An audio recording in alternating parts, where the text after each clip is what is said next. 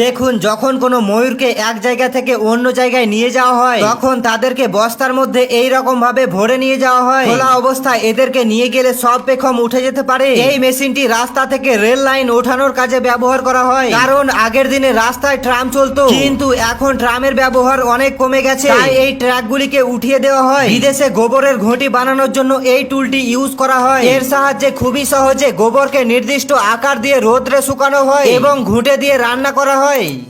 দেখুন, এটিকে vacuum forming method বলা হয়, যেখানে প্লাস্টিককে গলিয়ে একটি পাতলা লেয়ার তৈরি করা হয়। তারপর এটিকে এমন একটি ছাঁচের উপরে রাখা হয় যার নিচে ভ্যাকিউম থাকে। এটি প্লাস্টিককে নিচের দিকে টানে। তারপর এটিকে ঠান্ডা করার জন্য ওপর থেকে জল স্প্রে করা হয়। সেম একইভাবে মোবাইলের কভার তৈরি করা হয়।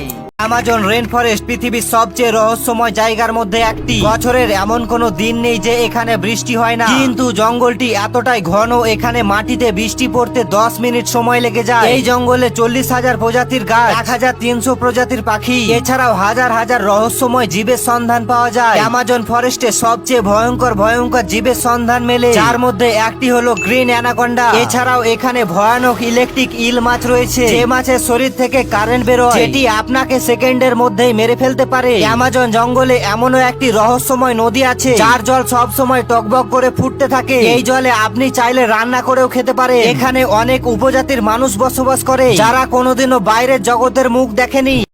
দেখুন, চায়নাতে হাটের দিনে হাজার হাজার মানুষ এইরকম ভাবে লিচু বিচতে আসে, এবং যখন তারা ট্রাফিকে ফেসে যায় তখন রাস্তা এইরকমই দেখতে লাগে। সবচেয়ে মজার ব্যাপার হলো, আপনি যদি সবার কাছ থেকে একটি করেও লিচু নেন তবে আপনার কাছে অনেক লিচু হয়ে যাবে। এবার দেখুন চায়নার আখ কতটা নরম হয়, যেগুলিকে আপনি খুব সহজেই ভাঙতে পারবে, এবং এগুলি খেতেও খুব মিষ্টি হয়।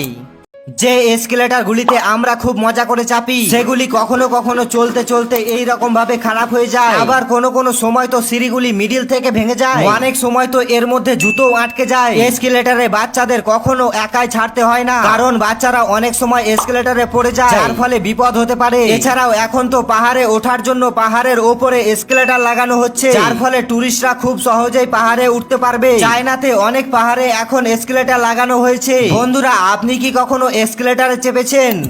এটি হলো পৃথিবীর সবচেয়ে ছোট গরু। এই গরুটি দেখতে যতটা কিউট হয়, এদের পালন করা ঠিক ততটাই সহজ। আপনি জানলে অবাক হবেন, এই গরুর উচ্চতা মাত্র 2 থেকে 3 ফুট হয়। গরুটির দুধ সাধারণ গরুর তুলনায় অনেক গাঢ় হয়, যার কারণে সাধারণ গরুর তুলনায় এই গরুর দুধে অনেক পরিমাণে পুষ্টি থাকে। অবাক করার বিষয় হলো, এই ছোট গরুর দামই শুরু হয় 2 লক্ষ টাকা থেকে। গরুটির আকার ও আকৃতি দেখে অনেকে এটিকে হাইব্রিড গরু মনে করে, কিন্তু ধারণাটি সম্পূর্ণ ভুল। এটিকে চাইলে আপনি কুকুর ও বেড়ালের মতো বাড়ির ভেতরে রাখতে পারেন।